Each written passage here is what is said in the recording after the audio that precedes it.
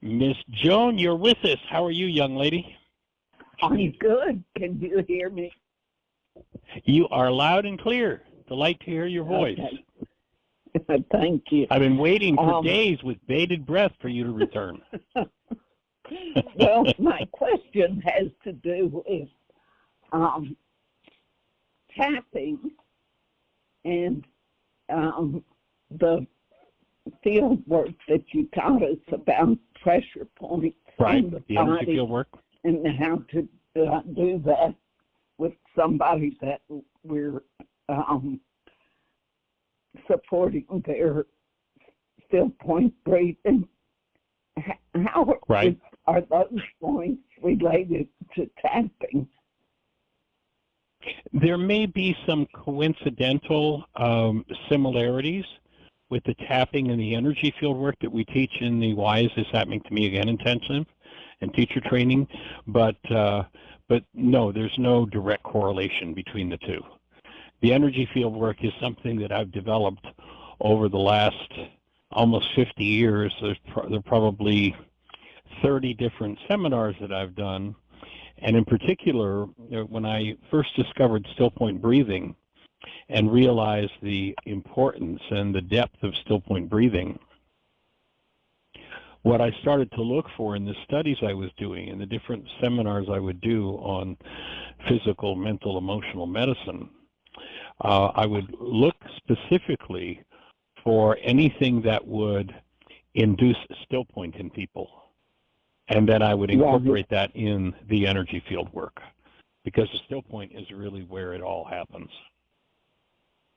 And in fact, I had a young man who's been with us actually for a couple of days. I did, and this is something I haven't done for almost 4 decades, but I did a one-on-one personal mini intensive over a 3-day period here, and the intensity of doing, that direct work and moving into still point on deeper levels in just the mind is, really profound. So I'd kind of forgotten how much fun it was to take somebody into that deepest state. In fact, I've been talking with Jeannie about maybe we'll make that part of what we do here while we're in Virginia is that I'll do one-on-one intensives, 3-day intensive programs with people. But we're sort of talking about that right now, but there's no direct relationship there. But I did have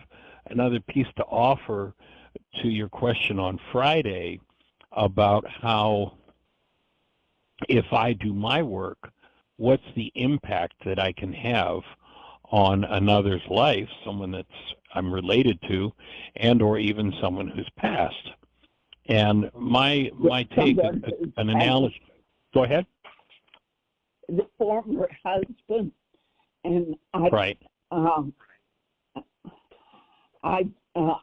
I'm encountering some relationship issues with my younger son, and of course I don't want him to inherit my dysfunctional patterns, so I work on mine. And I'm wondering, as I heal myself, how does that have an impact on my son's father, who's deceased? Right. So that my son has the advantage of his healing also. Right. Well, if you think in terms of energy, and remember the primary rule of energy is resonance. And resonance has to do with how matching energy fields exchange energy. If I take a middle C tuning fork and I hit it on a desk and I put it near a second middle C tuning fork, that second tuning fork doesn't have any choice. There's just a pure energy exchange that is going to change the action of the second tuning fork. Now, if I put a middle A tuning fork in front of that middle C, it doesn't matter how hard I hit it or how often, it's not going to create any impact on the middle A tuning fork because they're in different frequency ranges. So my take would be that, there's probably a good chance that your son has some of the energy dynamics genetically of dad, or not a chance, it's definitely there. And there's a good chance there might be some power person dynamics that he acquired through his relationship with dad.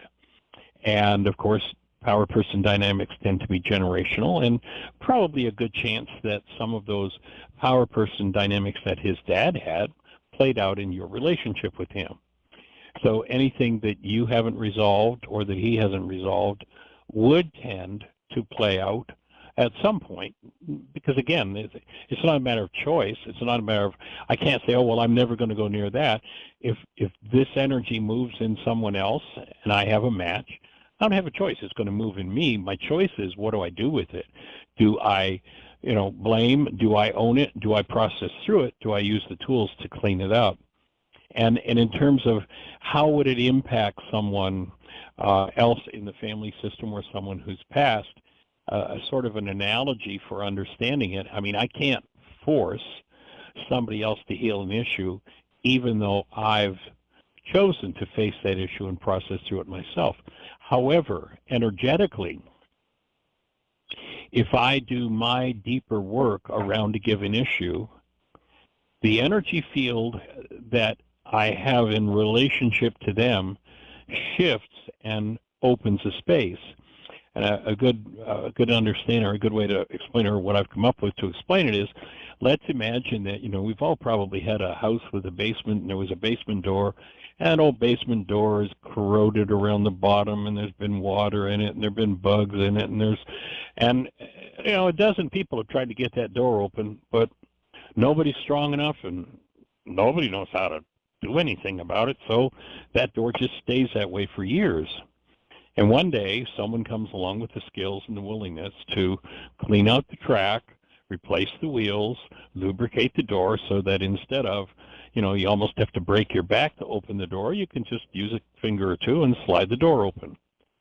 So if everybody in the family's gone down and tried to open that door, but nobody's ever been successful, and I clean the tracks, I make the door easily manageable, then anybody who comes to that door is going to be able to open it.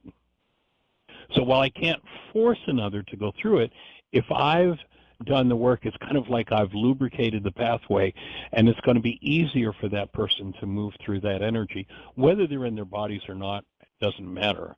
I don't know if you've been on a show where I talked about, about a year and a half ago, I was just by myself, and I was doing a still point session, and I'm laying there with my eyes closed, and I had the instruction as I'm breathing away. There was kind of, some energy moving, and I'm breathing away, and I had the instruction to look down, which I thought was kind of strange. I mean, I'm laying there with my eyes closed. I turned my eyes down. What am I going to see? But I followed the instruction, and as I turned my eyes down, what I could see, and of course it wasn't physical, but what I saw in my mind was a huge field of darkness, like a field so broad, so long, so huge, I could hardly imagine it. And in that field, there were an uncountable number of small white lights, all surrounded in darkness. And the number was like unfathomable. I could have never counted them.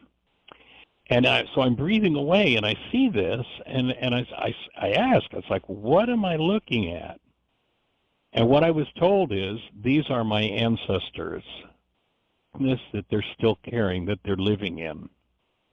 And they are asking you if you will be willing to take on the energy of that darkness and help to process through it, which for me felt like it was a huge privilege and an honor to easily and instantly say yes. And I actually, when I responded, I was literally asked that question, and I'm breathing away. I'm by myself in the room, and I answered out loud. I said yes. And the instant that I said yes, my phone rang. Usually when I do a still point session, I've got my phone off. This day I didn't turn it off. And my phone rang. It was beside me, so I reached over and I answered it, and it was my son, Michael J. Now, at that point, my son is, 42 or 43, So in 43, he doesn't know my family really well, my personal family, because they were up in Canada and we were down here. We went up there a few times when he was small, but, you know, he didn't have a real connection with too many of the family members. And we'd never had any conversation about ancestry or anything like that. But as I replied that I was willing to process this darkness of my ancestors, Michael J. rings my phone. He says, "Hi, Dad. I'm on Ancestry.com and I need some information about our ancestors." Wow. I mean, for me, it was just a signal that, okay, this is right on. This is real, you know? And so we proceeded to have a conversation with that. I went back to my still point session. And in the rest of my still point session, one of the things that came to me was the scene in the Garden of Gethsemane where we're usually fed by churchianity an image of this poor, suffering fellow who is going to be beaten and bruised and take on the sins of the world as a trauma. And, you know, churchianity, many times, at least in my experience, has pounded in the, you drove in the nails, your sin caused this suffering. And what my insight was, like when I got the privilege of being able to say, yes, I'm open and I will process and I will breathe this energy of my ancestors. After I got off the phone with Michael J., I went back to breathing and I got the image of Yeshua in the Garden of Gethsemane, quote unquote, taking on the sins of the world. And it wasn't a burden, it was a privilege. It was an honor to be asked to do that, and it had nothing whatsoever to do with what followed in the way of suffering. It had to do with his arising to a new level of awareness. And, you know, when you come to the conclusion story of the whole suffering picture, we're told that what Yeshua said, and it's interesting, this particular passage, although the Greeks will say it was all written in Greek, the Greek translations even say this is left in the original Aramaic. And the words are, not that my Aramaic pronunciation is very good, but the words sounded something like Eli, Eli, lama sabachthani. And we're told that he said, my God, why hast thou forsaken me? Like God's hanging on a cross, suffering, forsaken by God. Is there any universe in which that makes any sense? But in fact, what he said, Eli, Eli, lama sabachthani, was more like, rather than being said with dejection and trauma, was said with excitement and insight, because his personal realization was, and the words forsaken, the translation, or pardon me, the mistranslation, forsaken, the words there in Aramaic are very similar for forsaken and set aside for a special purpose. So Yeshua wasn't saying something in dejection and suffering and abandonment.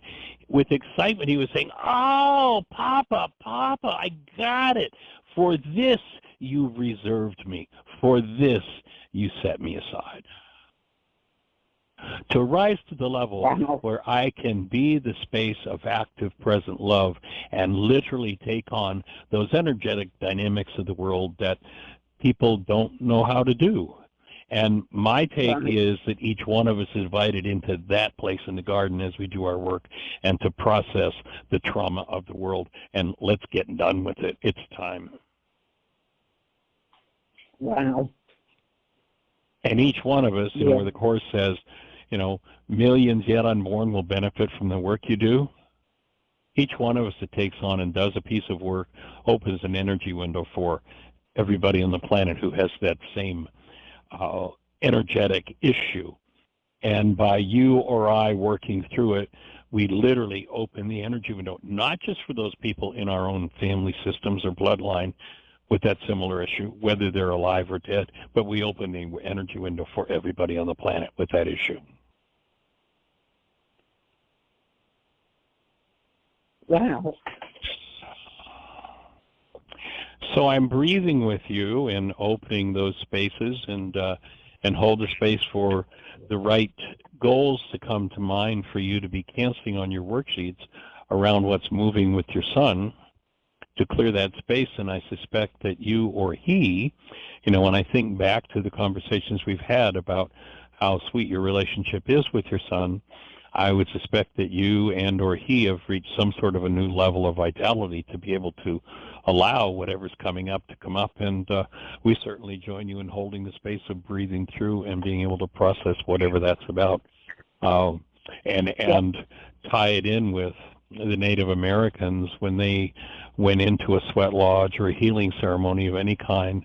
There was a phrase that they used, and the phrase was Mitakuye Oyasin.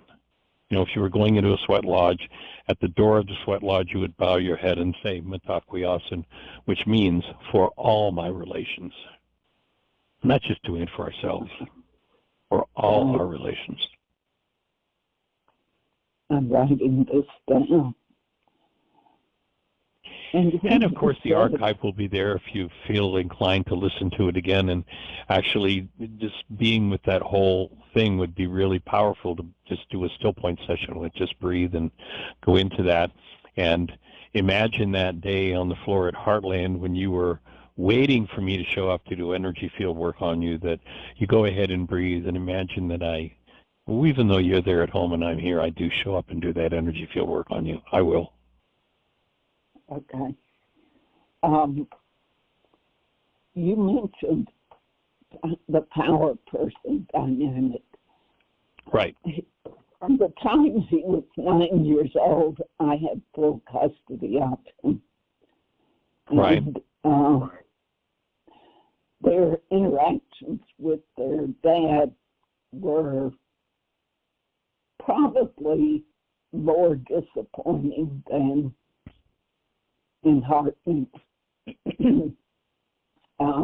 But I suspect he has, because he lived me, he might have power person issues with me, don't you think? Well, there's a good chance. Remember, 3 things happen that instill a power person dynamic within a child's mind, and it is usually an interaction, though not always, usually an interaction between a child and a parent. I've observed over the years that an absent parent, that children develop a powerful power person dynamic around an absent parent, and when they're under stress, their inclination is to be absent, to disappear. I was working with someone last week, and he was dealing with some abuse issues, or what he perceived as abuse between he and his spouse. And as he, saw that happening, he was thinking that it was related to his relationship with his mother. But when we looked at, and the key, how you tell who your power person is in any given situation, because there can be more than one, the way you tell is, whose behavior are you doing? And what he wanted to do, his mother's power person dynamic was to become physically abusive. But that wasn't what happened with him in this situation. His mind went into, well, I'm just going to go move out into the woods and live by myself. I'm going to leave. And that's exactly what his father did. So although he hardly knew his father, he'd shared with me previously, it's someone that I've worked with for several years, he had shared with me that, his father only got out of prison to come home and abuse him and his mom, and then he'd leave again. And I mean, he was thinking, oh, this has all got to do with mom. But it's like, well, wait a minute now. Did mom leave? No, mom was the only one that was there. Well, who left? Well, dad. Oh, bingo. And so what, under that level of stress, what his mind counseled him to do is, I got to get out of here. And, when one is ultra stressed, what happens if there's a power person dynamic in the mind is that person will do whatever it was that their power person did to them that they hated the most. And that was his dad left, abandoned him. And he wanted to abandon his wife. Oh, gosh. Breathing with you. What I'm observing is that he gets upset with me about something, but he doesn't directly tell me.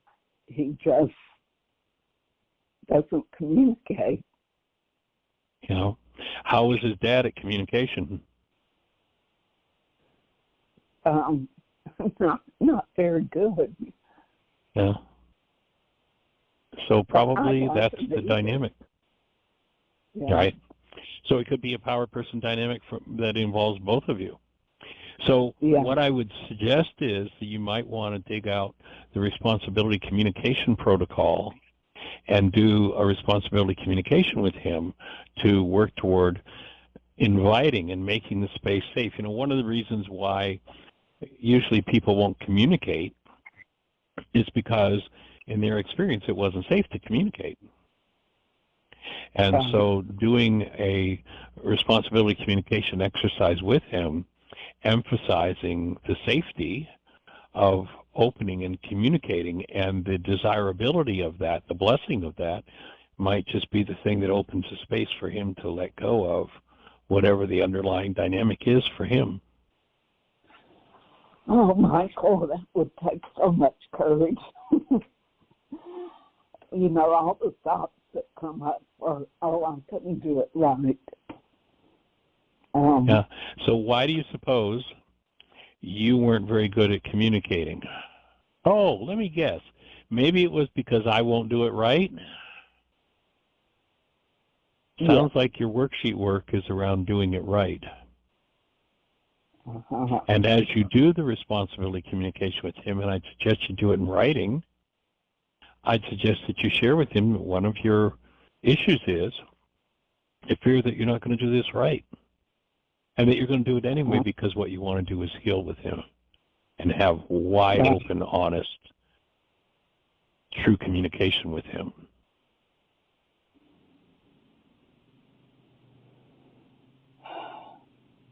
I'm glad you said that about writing it. Yeah, that will give you the opportunity to do some processing, do some worksheets around what you're writing, what comes up as you're doing it, and then let that space open. And remember that the objective of communication is, I have a reality in my mind that I want to transfer intact to your mind. And that reality might be, gee, son, you know, I have this reality of fear about communicating with you because I won't do it right, and that I'll reinforce the separation between us rather than heal it. And so by communicating something like that, and then owning it, and then the invitation part of the responsibility communication tool is, remember, do you have any ideas? Do you have any support for me on how I can heal this? And from what I know of your son and what you've shared in the past, he'd probably be the first one to just rush right in and open the space to support you in your healing process.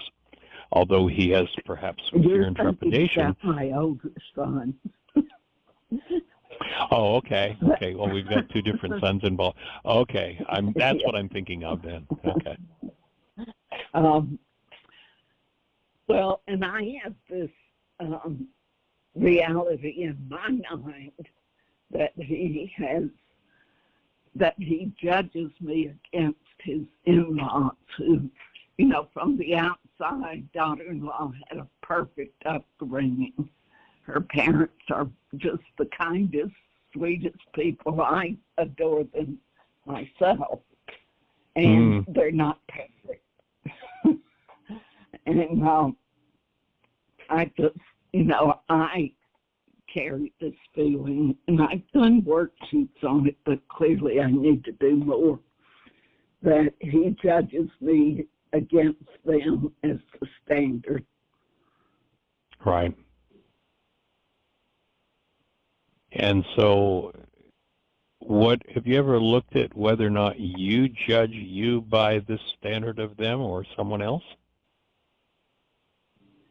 Oh, that's a good point.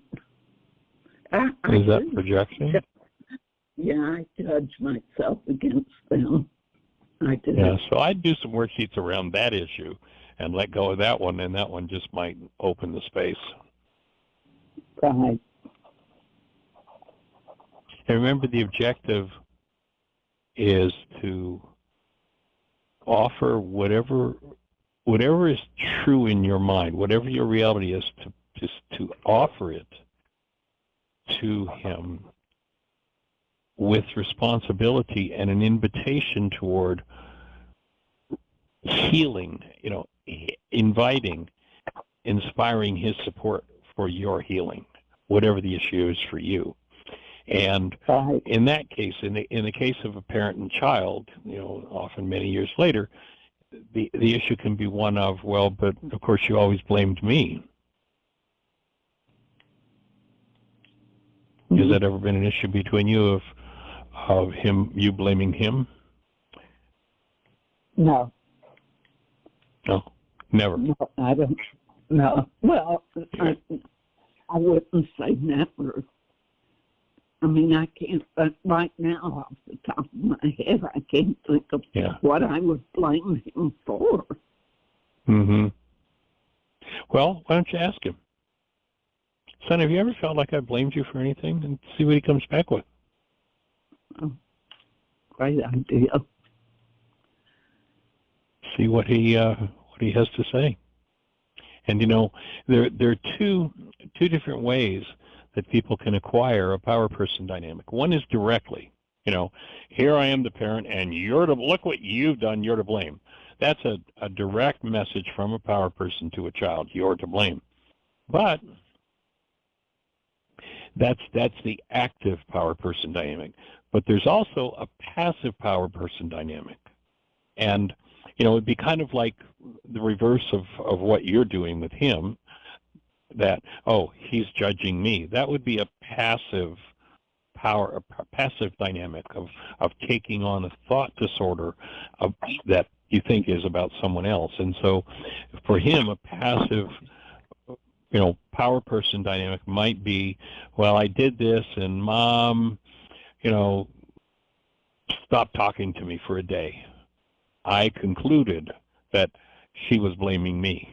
Now, that may not be true, but if his mind, as a 5-year-old or a 10-year-old or a 20-year-old or a 2-year-old thinks, oh, Mom's gone silent because she's blaming me, and seeing as how silence is a dynamic in the relationship between you now, good chance that he may have just interpreted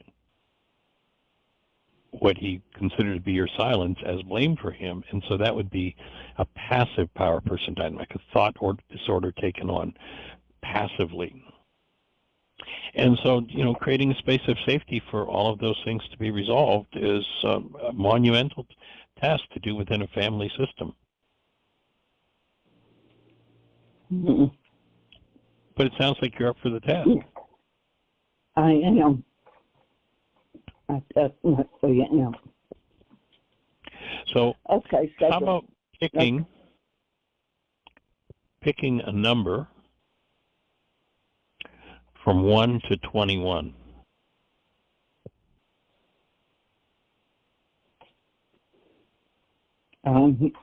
Seven. 7, okay. And then a number from 1 to 13. 5. Okay, 7, 5. So that's a MindShifter from our ever-expanding MindShifter list. So I'm going to go to section 7. I'm going to invite you to have your pen handy.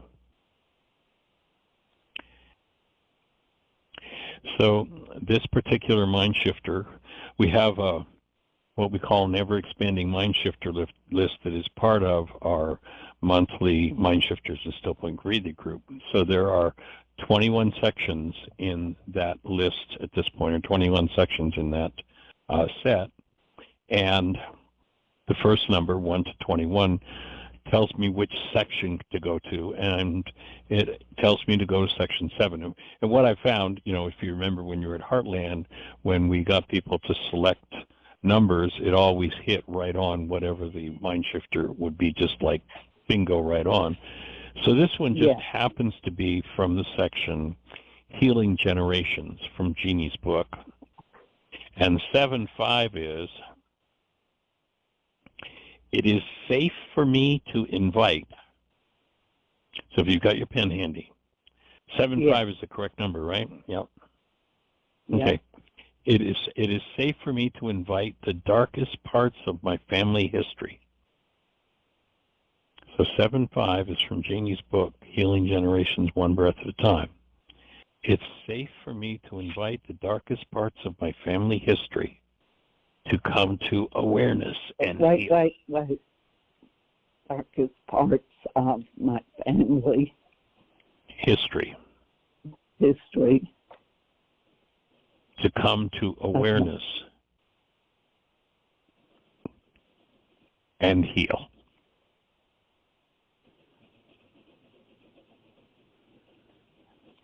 Okay. Are you breathing? Yes, I'm breathing. So I need to set aside 3 to 4 hours and keep writing. I would say with with what's going on, with being a dynamic between you and your son, that would probably be really worthwhile doing. And then once you've completed, just do a brain dump on the right side of the page.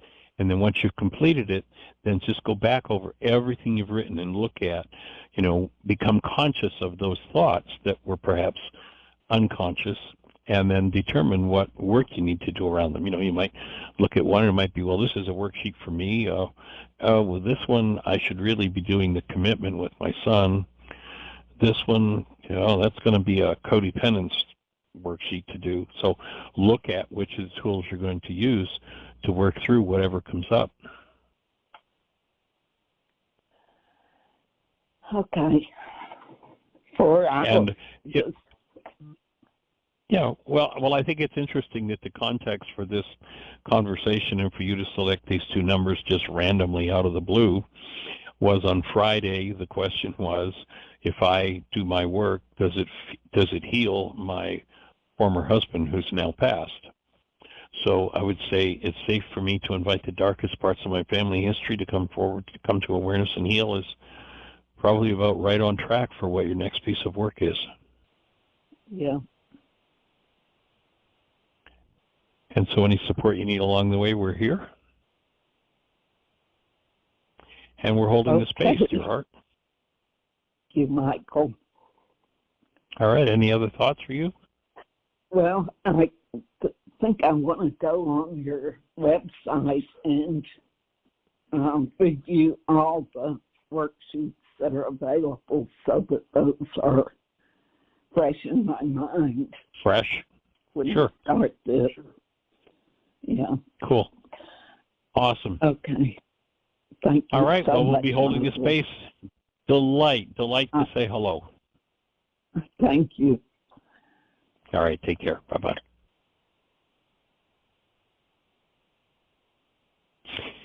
All right, Miss Jeannie, do we have anybody else in the phone queue with a hand up or anything happening in the chat room? No, but we did have a question from yesterday in the chat room, and we ran out of time, cool. didn't we? Yeah. Okay. So it was Yinka, and she said the other day that you had talked about ADHD being a defense mechanism against attack and being hypervigilant. I have a few members, and she's talking about of her book club, and friends with ADHD. I'm wondering what worksheets might be helpful for them to work on, and any other information you have on ADHD. Well, Yinka, as part of the MindShifters and Still Point Breathing Club, you've got the ever-expanding MindShifters list. So one of the first things I might suggest you do is anyone that you want to work with around that issue, that you start out by inviting them to do a MindShifter, explain what the MindShifter is, how it's used, and then invite them to pick two numbers, and that will take them to whatever it is that they're ready to deal with. And so that would be a starting point. And then, of course, from there, it's all of the above. I mean, it might be a codependence issue. We're looking at a power person worksheet might be appropriate, or the codependence worksheet. It might be, the space to take the commitment and the mirror with myself. It might be using the commitment with someone else. It might be the forgiveness process.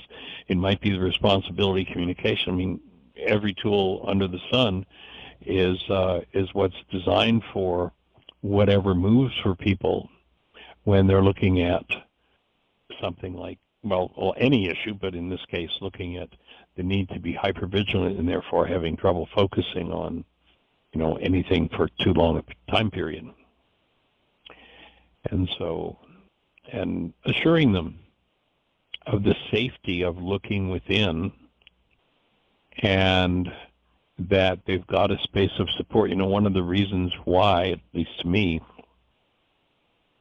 why most people hide issues from themselves and don't deal with them is because they didn't feel safe enough at some point in their lives to look at these things. I mean, even to contemplate them. No, hold my breath, put that away, get rid of that. I don't want to look at that pain and trauma. And so creating a space of safety is like, it's safe to look, it's safe to allow things to open rather than running scared from something that we're carrying around inside of us. So the assurance of safety, the understanding of some of the principles, and then, of course, the more acquainted they become with each of the tools, the more quickly they'll work through any given issue that's ready to be processed. So that would be my offering in that regard, Yinka.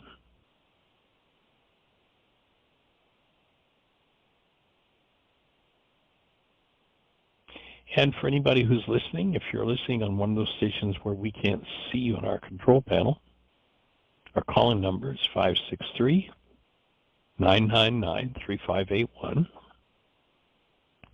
563-999-3581. If you call that number, you'll be listening to the show directly on your phone.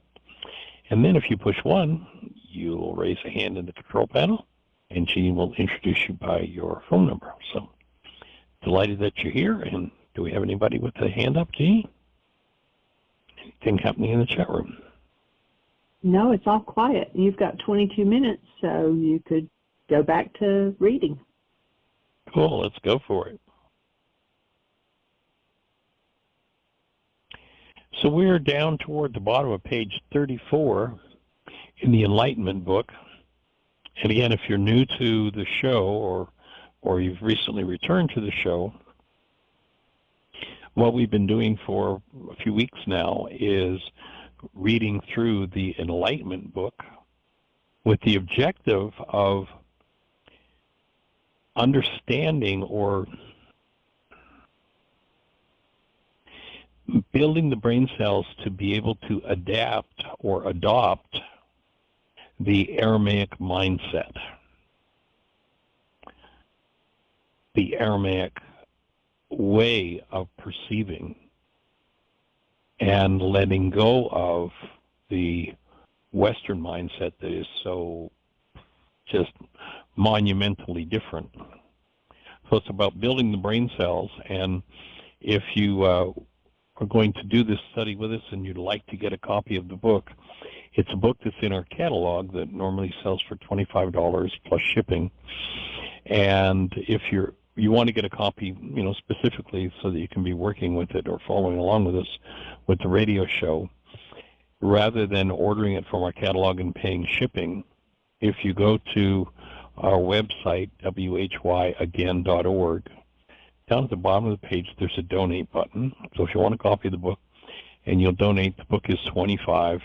If you'll donate $26, that covers what PayPal collects from us each time that somebody makes a payment. And then we'll pay the shipping. So if you want a copy of the book, just do that.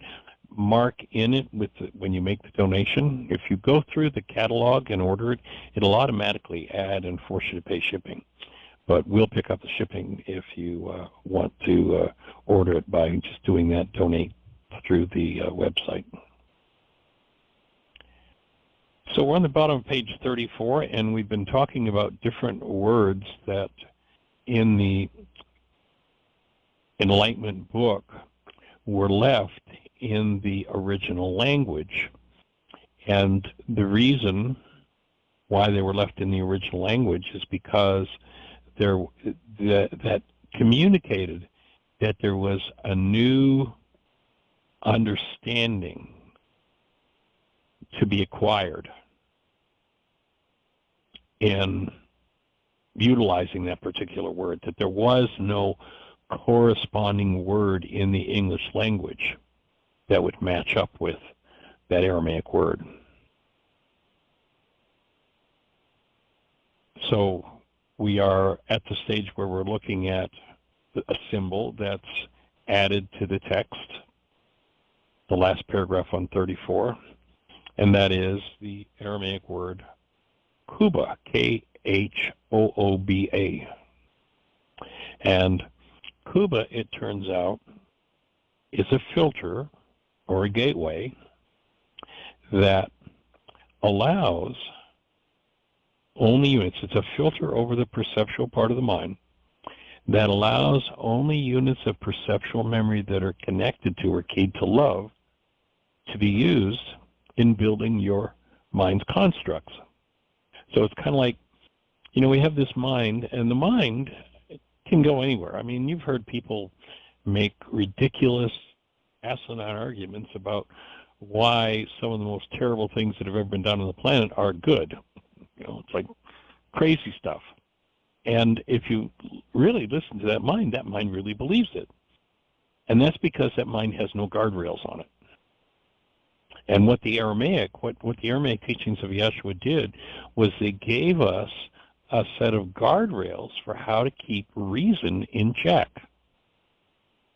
Because you can bet that the guy who sold $100 million thought it was reasonable for him to do. The person who slaughtered, you know, this particular group of people, it was reasonable for them to do it. Do reasonable things, but a lot of the reasonable things people do are really insane, and the reason is because they don't have any guardrails on their minds, so they can be convinced that anything is reasonable. So remembering that there are three filters over the perceptual part of the mind in the back of the brain. One of them is Khooba. One of them is fear, and one of them is hostility.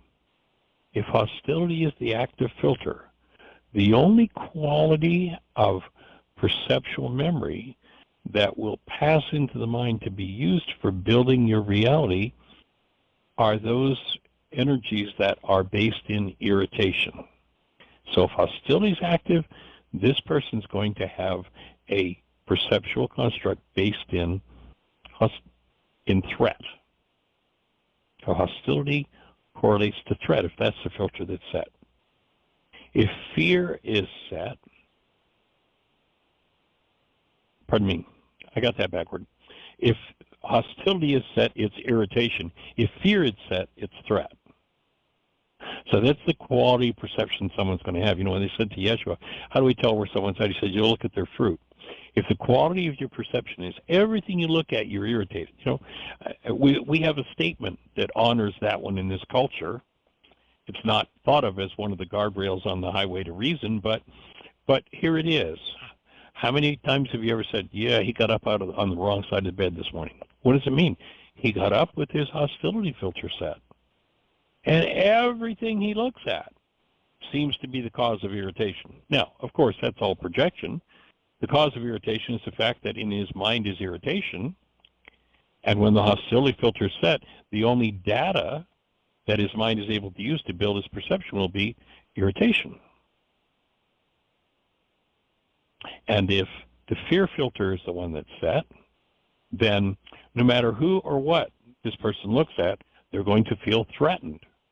You know, why does a 6'5" guy who says he cherishes his spouse, who's only 5'2" and couldn't even start to threaten him, why does he raise a fist and hit her? Because his hostility or his fear filter was set. His mind was filled with irritation or threat. Not that there was any threat from her, but the actuality of the thing doesn't matter. If the mind's serving up a reality, then that's what's going to be acted upon. If Khooba is set, now again, there's no such idea expressed in any Aramaic word. If Khooba is set, then all units of perceptual memory that can be used to build the construct of the mind at the moment will be keyed to love.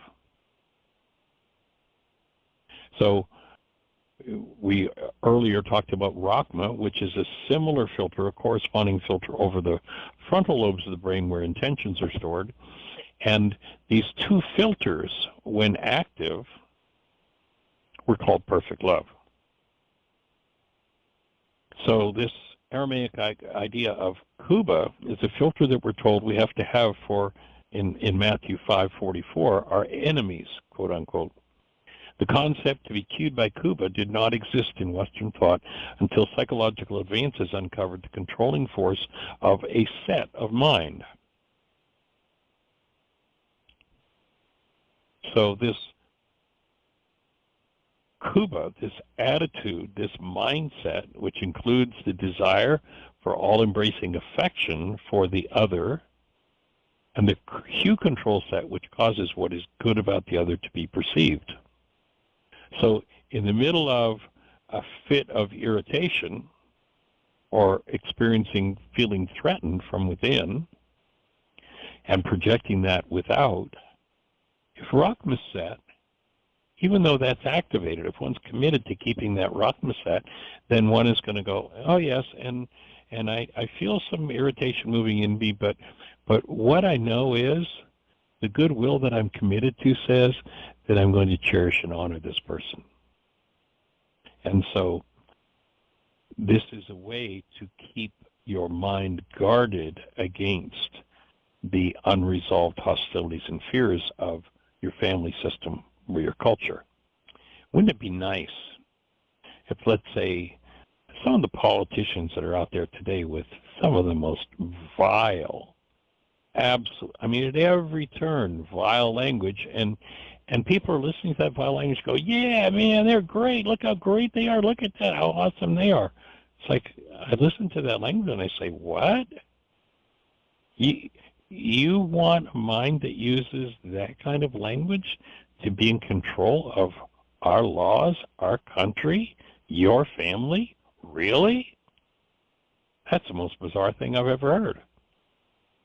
When you watch language, you're watching what's going on in someone's unconscious mind. Now, what if these minds that are playing out with this just crazy stuff were actually able to stop and go, oh yeah, what I'm here to do is to function as the presence of love and bring love into the world.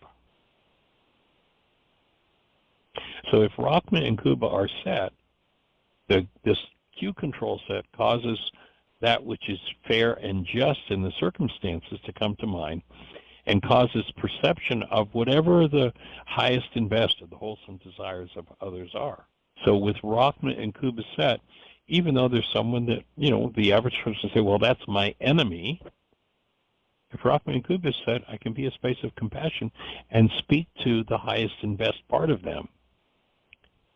And here's one of the things we know. This is a focal point in our Laws of Living class that comes out of this Aramaic work, and that is that a particular energy moving in one mind will tend to continue or will tend to resonate and move the same energy in another person's mind. So if somebody comes into the space with hostility going on, and I'm not committed to Rachma and Khooba, they're going to tend to resonate my hostility. What am I going to do?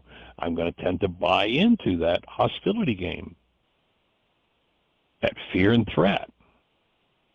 If I have Rachma set, even if someone comes with that, I can still stop and go, Bill, yesterday when I hear you're pretty upset right now, but yesterday what I heard you talking about was how much you really wanted to get this project done for your kids. And I really acknowledge you for that, and I can connect with you in that. And all of a sudden, instead of Bill's irritation about getting up on the wrong side of the bed this morning and wanting a fight, Bill goes, oh yeah, that's right. Yeah, the kids, they're really, and the whole thing is diffused.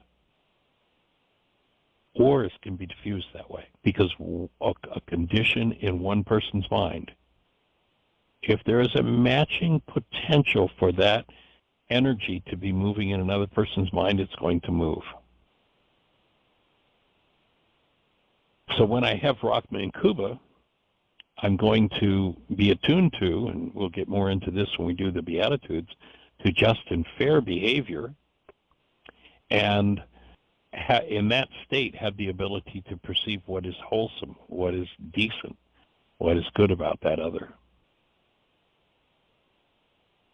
So the text goes on to say, being only a mindset or attitude, Khooba does not include reasoning, judgment, or action, only the controlling set which, if sufficiently maintained, fill a memory with wholesome information and ultimately produces all-embracing love for the neighbor, for Creator, and for the law upon which all hangs.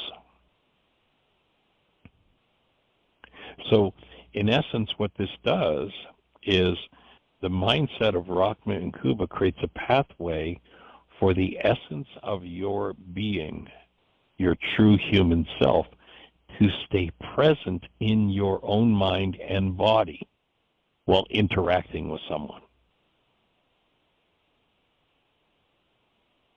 So this is how you keep your own mind on track. Well, how do I control others? Well, obviously you can't control others, but you have a powerful opportunity to influence others by maintaining those energetic patterns in yourself, which will tend, doesn't mean it's always going to happen, but will tend to resonate those higher energies in that other person's mind as well. So this is a guardrail in the mind.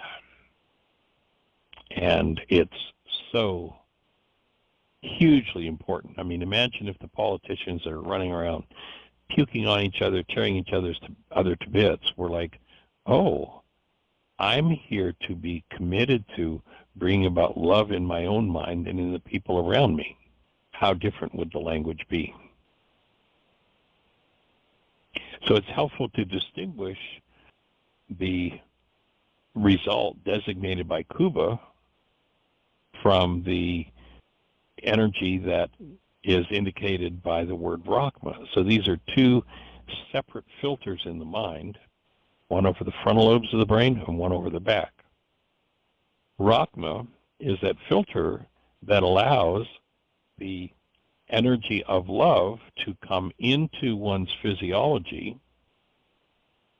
and when one has that active in their minds, they will have an understanding of how the whole body of law, that is, how the way things work, hangs. An understanding of that is a result of having both Rachma and Khooba, but in particular Rachma here. So it's a condition that allows your human life love to stay present for others no matter what they're doing. And so the result will be that love will be maintained in the presence of someone who otherwise would appear to be a threat. And you'll notice in the next edition we'll be changing this because there's been a real metamorphosis in our understanding over the last few years of the word love, where the error of thinking of love as the way our culture thinks of it is something we're going to do, something we're going to get, something we're going to give. And so this was written when that understanding was not as refined as it is now. So it will be added in the next version of the text. Be used only to represent, or to be used only as a word that represents human life, represents the truth of who we are as human beings, not to represent something we're going to do to somebody else, something we're going to give to someone else, or something we're going to get from someone else. So there's a correction there. So while Rachma works in concert with Khooba, that mindset of love, the presence of love represented by Rachma now brings in reason, thoughts, judgment, and behavior. If one is successful in maintaining Rahma for all men, Khooba, the all-embracing presence of love, the ability to keep your human life present for all others, will develop. With Rahma, the unique fact that Will Rogers never met a man that he did not like ceases to be unique because it becomes a natural result anyone can reach. If one maintains a mindset of Rahma and Khooba, the two together were what was called perfect love, then the achievement of that mindset will be continuous, and cue controls then will fill one's memory, perception, reason, and judgment with what is good and honorable about others until the all-embracing presence of love is established. So to carry around, or to be carried around in a mind that holds no energy that can obliterate the presence, the awareness of the presence of yourself as active love becomes one of the objectives here. To have a mind that can support that. And why is that not common in our culture? The words don't even exist in the English language, or the Latin language, or the Greek language. There is no such idea.